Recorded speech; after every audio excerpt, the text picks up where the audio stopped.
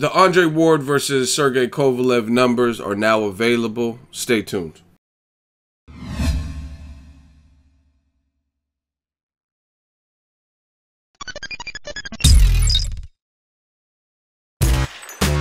Boxingego here. If you like this video, make sure you hit the like button and also subscribe to the channel and hit the bell icon on the top of your screen to get notified when the latest new content drops. What up, Fight World? It's your boy Ego, and I'm back with some more boxing. Make sure you smash the like button. Also subscribe to the channel for the latest and greatest. We working. Now, Andre Ward versus Sergey Kovalev. I was privileged to see both fights live, cover them as media. And they did the HBO replay on Saturday, and it drew a peak viewership of 947,000 at the moment of climax, the biggest moment. And the average for the replay was 752,000 people watched it. These are very good numbers, very solid numbers. You have to keep in mind, this is a replay.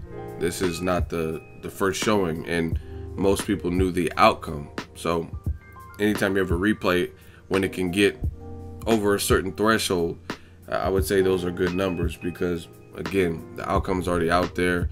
People know how it ended. Even if you didn't watch the fight, you can go on Instagram and see people posting like little snippets and pictures and stuff like that.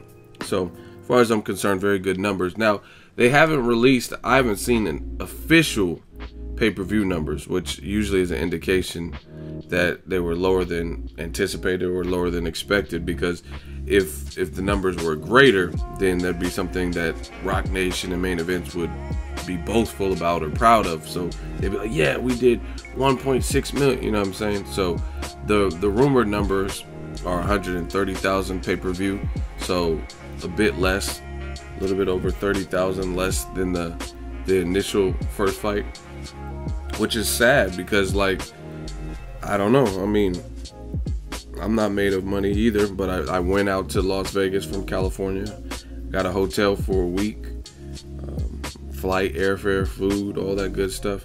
And some people, like, if you don't have it, you don't have it. I understand that. Some people, you know what I mean, they have a tight ship and have kids, and maybe they don't have extra money, but some of y'all do have money, yet y'all don't contribute to these fights. So I mean, the next, like, Canelo versus Triple G, Mayweather McGregor, I already know that's gonna do whatever, because you got different fan bases. But like fights like in boxing, especially like Canelo versus Golovkin, you guys got to support these types of fights, man, like, and purchase the fights, because that's how they get the big shows, and that's how they continue bringing us. If it doesn't look like it's supply and demand, if it don't look like their shows are doing numbers, then they might do even less for us in the future. You know what I mean? In terms of, oh man, this fight only did blah blah blah, won't in terms of pay-per-view. We're not doing a face-off for this. We're not doing it 24/7. So it all goes hand in hand. It takes money to make money, and I advise boxing fans, if you got it, you got it. Instead of watching a laggy Facebook stream or Periscope, whatever you guys do, Cody, you know what I mean? Like, support these fights. As far as the Ward Kovalev fight, I'm glad we got a conclusion. It was definitive. I will not allow anybody to try to take the victory away, because at the end of the day, everybody wants to make controversy. There is no controversy here. First fight, okay, gave you the benefit of the doubt. I thought Ward won, and I was at the fight live. I thought he picked up the pace after the knockdown, and really after, see, this to me, and no one really can answer this, it's concerning to me when you're a known killer, a known crusher, and you knock someone down, and that happens to be your best round of the whole fight, and you never can even remotely come close to duplicating that. That shows me the level of adjustments and the heart that Ward showed even in the first fight. Even though I know it was a close fight, because I think that set an early tone. But if you're a known crusher, how come you can't reduplicate that? Why didn't you get a second knockdown? Or even if you didn't knock him down, how come you look like you were fading? Those are concerning points of concern, because some guys, they won't let you off the hook. If you get hurt bad, dropped on all fours and all this, you're out of there a short time after. That's just how it goes. Golovkin is a good finisher. You know what I mean? Even though he didn't finish Daniel Jacobs, Jacobs had a really good game plan. But Ward had kind of a slow, like right immediately after that, he had to like kind of regroup, shake the cobwebs and stuff. So the second fight, there's really no controversy. Even if you had controversy in the first one, we all seen what happened, and I keep saying it, no one could intelligently rebuttal. I told y'all in January it wasn't going to be a good year for you retarded casual fans that are just looking to conspire and looking for all types of stuff. Channel viewership going down. I'm hearing people's channels getting closed, and you know what I mean? It's just not, it's not a good look. Tell the truth. Tell the truth. You know what I mean? You got to be honest in this game. And the fact is, Kovalev looked like there was a slippage yet again. He looked tired yet again. And he did all these things. Oh, I overtrained in the first fight for Ward. Okay, then why did you look tired, more tired in the second fight? You know what I mean? It came from something. You said you hired this Olympic coach, and you and John David Jackson were going strong. And you guys got to learn to read between the lines. I'm hearing rumors that Kovalev might switch weight classes. He might get rid of some of the people on his team. What is the point for that? If you know you got low blowed out of here, you know what I mean? And that's the only reason you lost, then why do you need to switch things? Just like the first fight. He said, I overtrained, but then you hire an Olympic strength and conditioning coach who's going to have you doing different things that you didn't do the first camp. It's not consistent. You guys, I thrive off consistency, and that behavior is not consistent. You know what I mean? It doesn't make sense. Oh, I overtrained and Ward wasn't as good as I thought, but then you hired additional people. Why? Why change anything? Everything was going your way, right? You beat him easily. He's son of judges.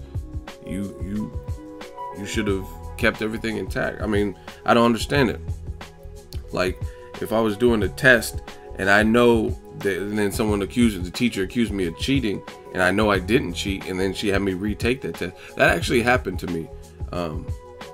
This is a long story, but I took a test and got a real good grade on it, and the teacher, she said, oh, she accused me of cheating, and she called my family, my parents and stuff.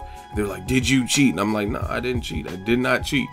And the bottom line is, long story short, she thought I cheated because portions of the test, for whatever reason, I had wrote in print, and then the part at the top, actually the part at the top was in print, and some of the problem, it was a math test or whatever. Some of the question where you have to write things out was in cursive, and some people say I write like a girl. I have neat handwriting. I guess that's writing like a girl, and my cursive is neat, at least at the time. And she thought that I handed my paper to somebody because I guess she didn't believe that my penmanship would be that neat. So she did some fake ass like forensic, like you ain't no forensic pathologist. And I was like, I didn't cheat on this test. And she was like, yeah, but the handwriting just doesn't match up. And then she had me write things on paper and then compared them, and you could clearly see it's my handwriting. I'm like, yeah, bitch, what now? And my parents were like, really, bitch? Like, they didn't say that, but they're thinking like, you really wasted our time with this. But anyway, the bottom line is, when I was accused of cheating on the test, I know I didn't cheat on the math test, and she wanted to do this comparative handwriting analysis or whatever she was trying to do. I had no fear. I'll take the test again or whatever, because I know I took it. You know what I mean? But with Kovalev, he said all the award was weak, he punched like a girl and all this stuff. But then why would you hire additional people? You know what I mean? It doesn't make sense. Same thing with the low blow. Why are you thinking about going to a different division? Why are you thinking about getting rid of people on your team yet again? Because you're looking for a scapegoat and someone or something to blame everything on. Oh, I can't make weight now. Like that. You had no problem making weight when you were beating Jean Pascal down 2 times. And then now all of a sudden when you lose, it's maybe you can't believe you got stopped by somebody who you didn't think could hurt you. But that's underestimation, and that's something you shouldn't do in boxing. So overall, good numbers, but the radical pro Kovalev crowd, you guys just got to bow down. It's just, it is what it is. Because again, all the stuff you say, oh, Mayweather, he sucker punched Victor. Why isn't it getting overturned? Why doesn't it get changed? If Kovalev was getting hit below the belt and all this dumb shit, then why wouldn't it get overturned? Obviously, there's some people trying to make a commotion about it, so you don't think Nevada State Athletic Commission has looked at it. And they did look at it, and they deemed it wasn't. Rigondeaux's shit got overturned, but Kovalev keeps his TKO loss. How come? Because nothing illegal occurred, and the world could see that Kovalev was going down, and Ward was getting too aggressive and peaking. Like I said, tell the truth. That man Kovalev was out of there. Like, you could tell his body language. He fell into the turnbuckle. What part of the game is that? What part of the crusher is that? It just doesn't make sense. So I'm anxious to see where both fighters go next. Ward, I mean, he did. This was a triumphant win because some people thought he didn't win the first fight, and he set the record straight. Kovalev's talking about maybe going to another division. He might stay. There are a lot of good fights, but I'm going to keep saying this. I'm going to stress this.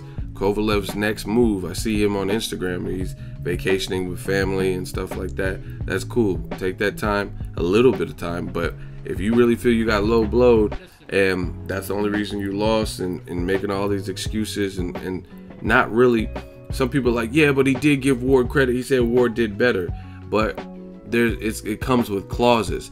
And I think it's a pride thing.